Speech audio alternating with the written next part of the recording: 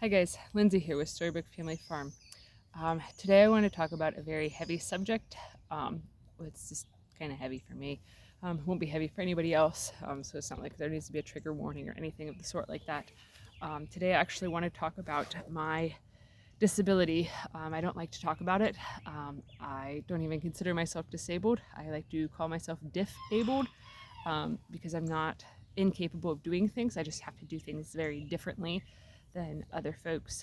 I had planned on making a video about this kind of far off in the future, but as luck would have it, I have sustained a pretty significant injury and I don't know how. So, all thanks to my genetic condition.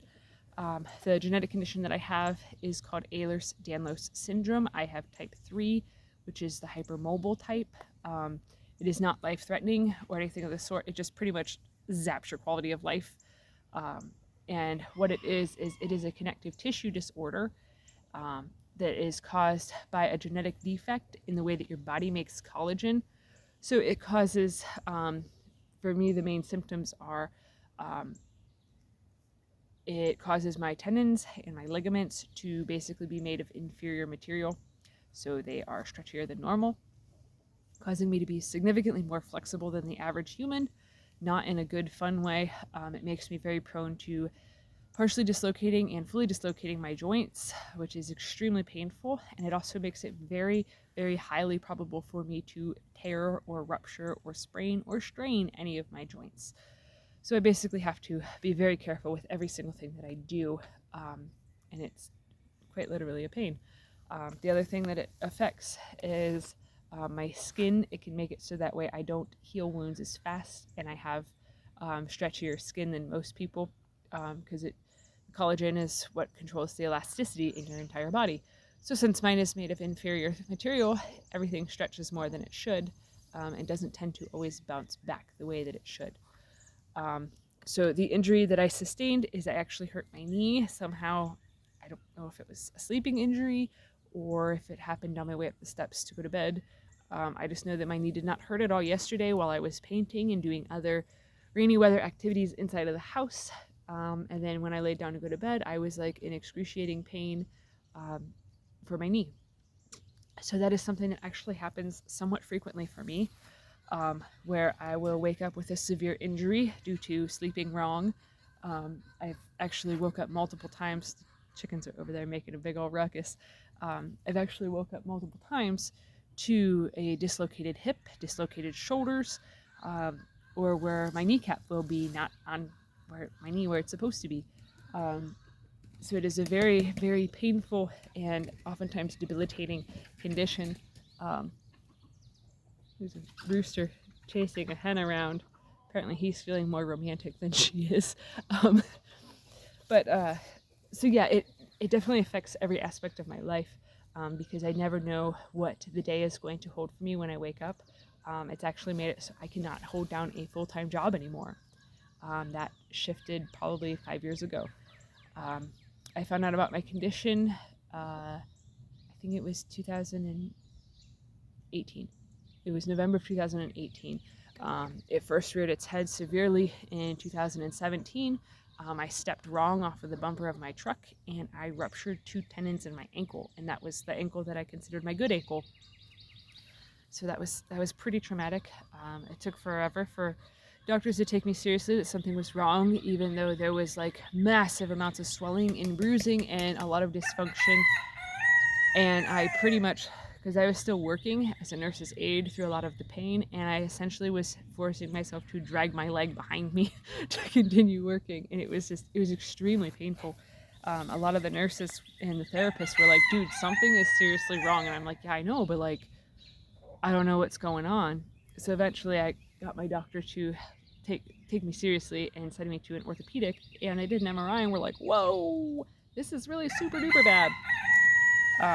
So whenever I went in to have the surgery, the surgeon was like, you shouldn't, he told my wife after I was, still knocked out from the anesthesia, he's like, she should not have been able to physically walk in here. Like, how did she walk in here? And she's like, she's been walking on it for months. Like, she's ridiculously tough. And I'm like, I guess I am. Like, my whole life I kind of thought I was a big pansy because what 7-year-old complains of back pain? Like, you know, I've had joint pain pretty much my whole entire life, and I just thought, oh, well, I just must be a wimp, Everybody else always used to say, you're too young to have joint pain, and I was like, oh, okay, maybe I don't know what I'm talking about. Well, turns out, guys, I knew what I was talking about. So, not to sound all sassy about it, but, when for the majority of your life you're made to feel like a hypochondriac about everything that you feel, it kind of is frustrating whenever your whole life, well, a big part of it, especially my adult life, I was constantly trying to tell people that something didn't feel right, like everything hurt, like I didn't think I should be in this amount of pain. Everybody just kind of shrugged me off and told me I was a big baby. So then to find out that there actually is a legitimate issue as to why you're in so much pain, it kind of makes you a little jaded towards the people that always made fun of you for having swollen up joints and limping and, needing extra support or having a hard time doing stuff, and basically making you feel like it was all in your head, which I know for a lot of people when they have invisible illnesses, that is a very common thing that the rest of society, because they, it's not like you have a missing leg. The rest of society just looks at you and goes, you look fine, just keep trugging through it, unknowing that everything in your body is literally falling apart at the seams, and the only thing holding you together really is some skin that's extra stretchy, so it really isn't doing much. So it's definitely a very, very difficult condition. It basically really does a number on you psychologically, because your brain is what tells you that you're in pain, and when everybody else around you is also telling you can't be in pain, it's all in your head and you're making it up, it kind of makes you kind of gaslight yourself, honestly. But when your joint swells up and turns all sorts of pretty colors, that kind of reminds you, oh yeah, I guess this is real. And that's kind of what my knee did this morning. I woke up and it was worse than it was last night. And Tracy, my wife, God bless her, she's fantastic. Like when I'm injured and when I'm sore and stuff like that, she's older than me, so she understands a lot, just because she's got arthritis in places too.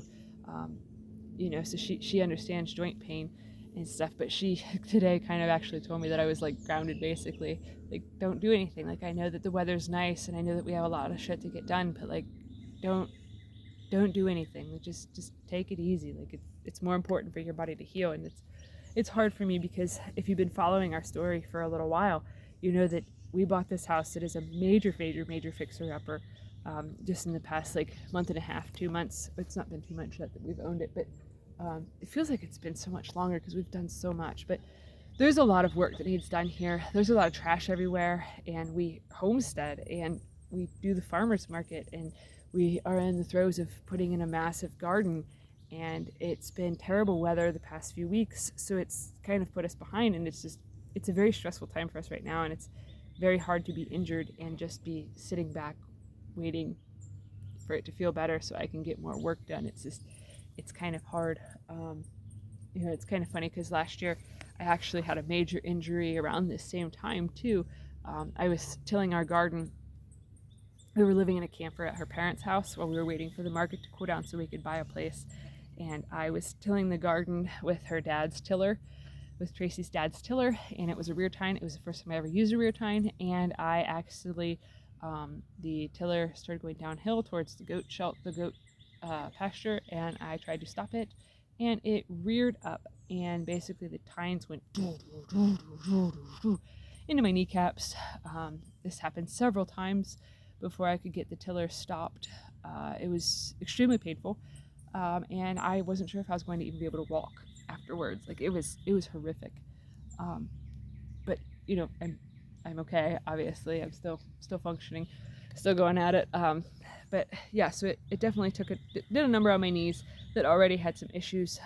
When I was younger, I used to be a catcher for fast pitch softball, so that did a very big number on my knees and my ankles. Every job that I've worked in has been manual labor, so that has done a number on the rest of my joints. My longest stint of manual labor jobs was working as a nurse's aide in a nursing home, and if you've never done that job, it is extremely labor intensive, of lifting the elderly and rolling them over and helping support them, and it is brutal.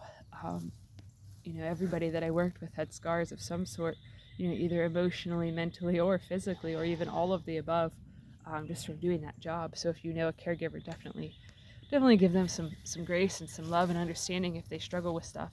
But yeah, so I have a hard time seeing myself as disabled because of the fact that I can do so stinking much, but I can only do that stuff if my body allows me to, because one wrong misstep, one wrong move, or one wrong sleep, and I can be down for weeks. So a lot of people might see what I can do here and go, well, why the heck doesn't she work? And it's like everything that I do is a very, very careful act of balancing my rest with my working and things of that nature, and taking extra breaks and taking precautions, or wearing so many braces that I feel like I'm like the kid in the Christmas story of I can't put my arms down. Like it is a doozy. I got an entire dresser drawer just full of different braces that my body has needed at times, and sometimes I've had to wear like all of them at the same time. Like it's intense sometimes. But this lifestyle is definitely one that keeps you active, and that's one of the biggest things to staying on your feet with this condition and staying okay, is to keep your activity levels up very high, which seems counterintuitive, but if you keep your muscles strong, then your muscles will help compensate for the weakness in your tendons and your ligaments. So that's kind of why I keep going and trudging forward constantly, is because, well, it's the only option that I got.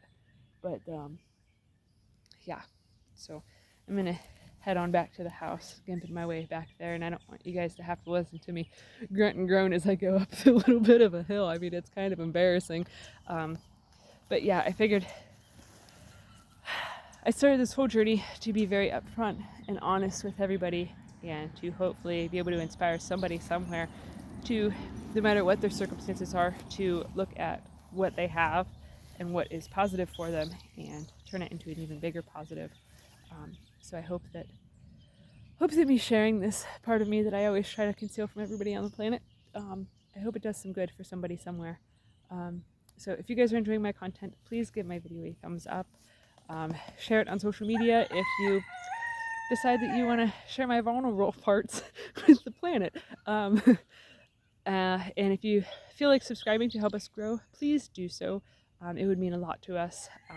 And I would actually love to see our channel grow into like having like thousands of subscribers, because it's already like we're at like I think 87 subscribers, and it just blows my mind that like this is actually like happening and stuff. So I don't know, I'm a very humble person inside, so the fact that there's at least 87 people on the planet that want to watch me, like that just, it shocks me. Like I figured I'd be hard pressed to get my mom and my sister and my dad to like our channel. As ridiculous as that is, but yeah, when you're a very real person, you have a very small circle. So I didn't even realize I still knew 87 people. So this is just a dream come true, and just absolutely warms my heart. So yeah, thanks for watching. Have a good one, guys.